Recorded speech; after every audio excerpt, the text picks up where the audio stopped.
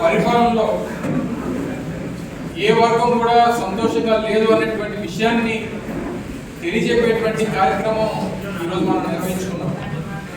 రాష్ట్ర వ్యాప్తంగా అన్ని నియోజకవర్గాల్లో కూడా ఇటువంటి సమావేశాలు నిర్వహించి మన నాయకుల ద్వారా గ్రామాల్లో జరుగుతున్నటువంటి అన్యాయాల్ని బయటికి తీసుకొచ్చేటువంటి కార్యక్రమం, తద్వారా ప్రజల్ని చైతన్యపరుస్తూ ప్రభుత్వం మీద ఒత్తిడి తీసుకొచ్చేటువంటి కార్యక్రమం చేయడం కోసం అని చెప్పి ఈ సమావేశాలు ఏర్పాటు చేశాం.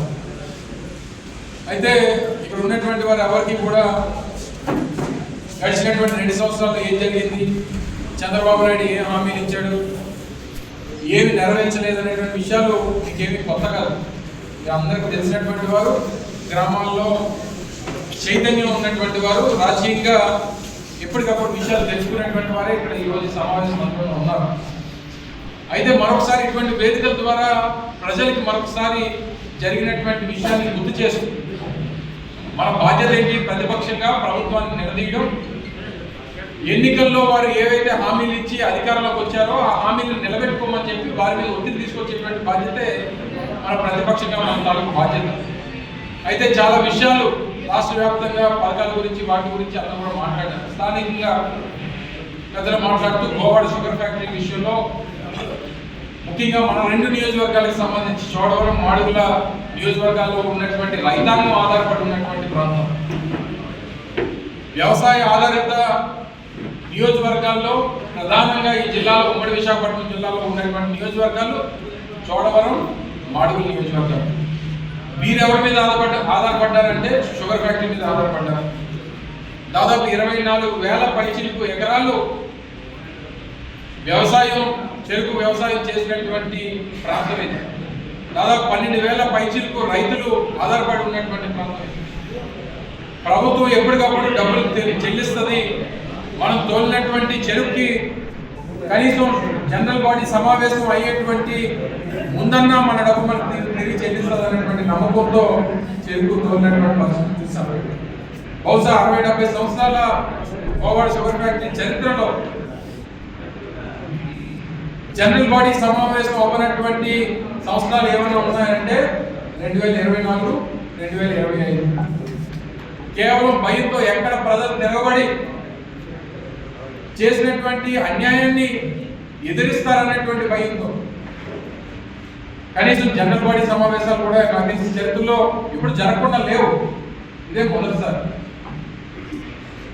తోలినటువంటి చెరుకుకి డబ్బు ఎవరు, పనిచేసినటువంటి కార్మికులకు డబ్బు ఎవరు?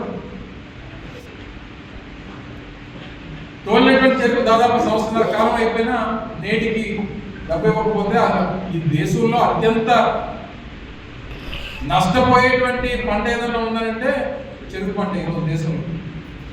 అటువంటిది సంవత్సరాల తరబడి దాని మీద ఆధారపడి ఉన్నాం కాబట్టి వేరే దానికి మనం వెళ్ళలేము. కాబట్టి ఏదో కష్టం నష్టం దాంతోనే భరిద్దామని చెప్పి ఆ చెరుకు పోతే తిరిగి డబ్బు ఎవరు?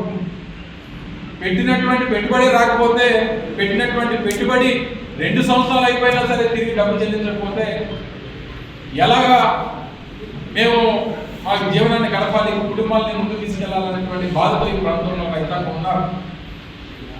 తప్పకుండా 2 ప్రాంతాలు, చోడవరం, మాడుగుల నియోజకవర్గాలకు సంబంధించినటువంటి నాయకత్వం కానీ మనం కానీ అందరూ కూడా కలిసి రేపు 12వ తారీఖు ఈ కార్యక్రమాలు, 15వ తారీఖు నుంచి SIR కూడా ఉంది కాబట్టి త్వరలోనే ఒక పెద్ద ఎత్తున షుగర్ ఫ్యాక్టరీకి సంబంధించి దీని మీద నష్టపోయినటువంటి రైతాంగం, కార్మికులకి అండగా నిలబడుతూ ఒక పెద్ద కార్యక్రమాన్ని కూడా వైఎస్ఆర్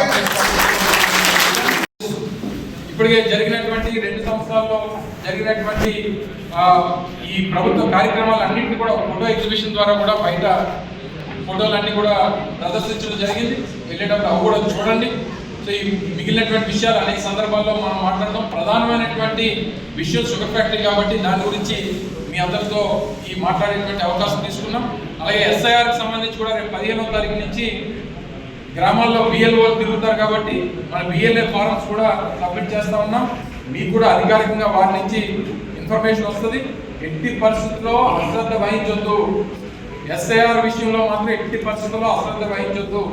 గ్రామానికి 20-30 ఓట్లు పోయినా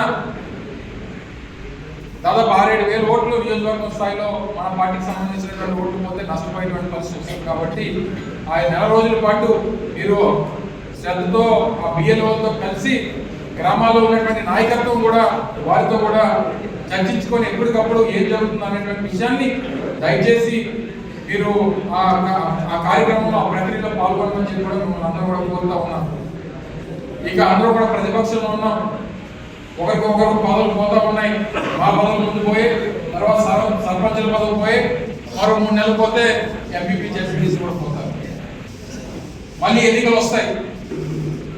ఎన్నికలు వచ్చినప్పుడు చాలా క్లియర్గా మన జగన్మోహన్ రెడ్డి గారు చెప్పారు, కార్యకర్తలకి పోటీ చేసేటువంటి అభ్యర్థులకి అండగా నిలబడమని. మనం వారి కోసం నిలబడితేనే రేపు మళ్ళీ ఎన్నికలు వస్తే వాళ్ళు మన కోసం నిలబడతారనేటువంటి విషయాన్ని మన జగన్మోహన్ రెడ్డి గారు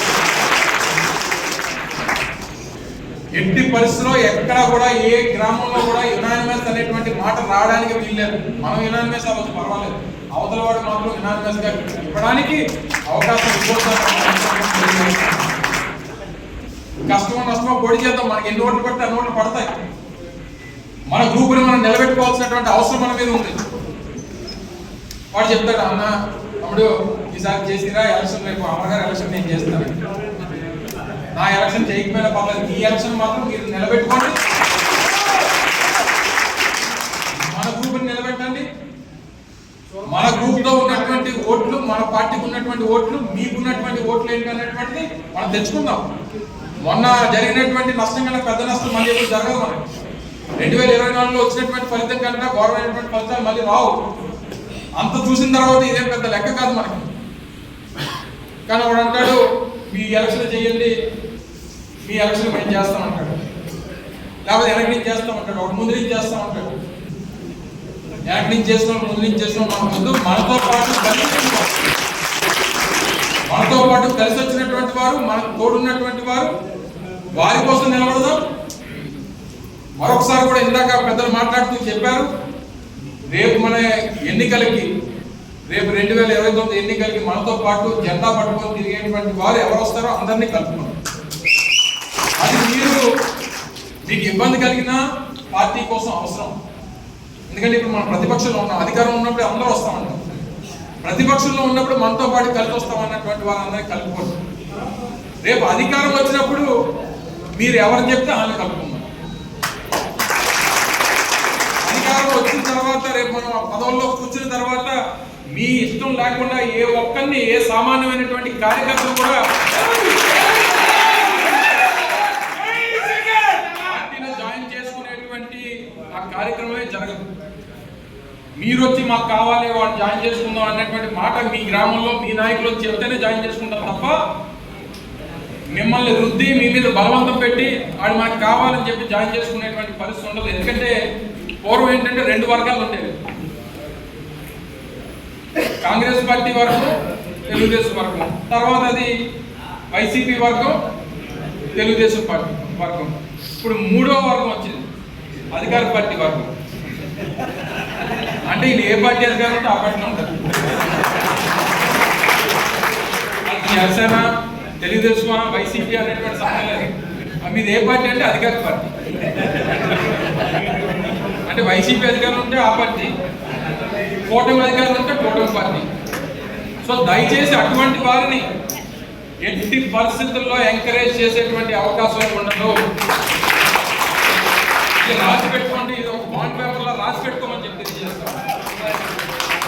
ఇది మా పాలసీ కూడా ఇదే. ఎక్కడ కాదు ఎక్కడన్నా ఇది నా విధానం, ఆ విధానం ప్రకారం ముందుకెళ్తాం. అది మాడుగులైనా, చోడవరమైనా, ఎక్కడైనా ఎవరికన్నా ఈ విధానంలో వెళ్తేనే ఉన్నటువంటి కార్యకర్తలు మన కోసం ప్రాణం పెడతారు. అన్ని సంవత్సరాలు ఈ ఎండ్లో మనం తిరిగి కష్టపడి బాధలు పడి రేపు అధికారం వచ్చిన తర్వాత ఆడొచ్చిన ఓట్లో కూర్చుంటే మొన్నట్లాగే ఉంటాయి ఫలితాలన్నీ. దయచేసి ఎట్టి పరిస్థితుల్లో అటువంటి జరగడానికి వీల్లేదు, జరగలేవు. ఆ భరోసా మీకు ఇస్తా ఉన్నాం. రేపు ఈ స్థానిక సంస్థల ఎన్నికల్లో కూడా మా ఎన్నికలకు ఎలా కష్టపడతామో అంతకు 2 నెలలు కష్టపడతాము. సందర్భంగా తెలియజేస్తాం, మీరు కూడా గ్రామాల్లో ఉన్నప్పుడు కార్యకర్తలకు అండగా నిలబడాలి.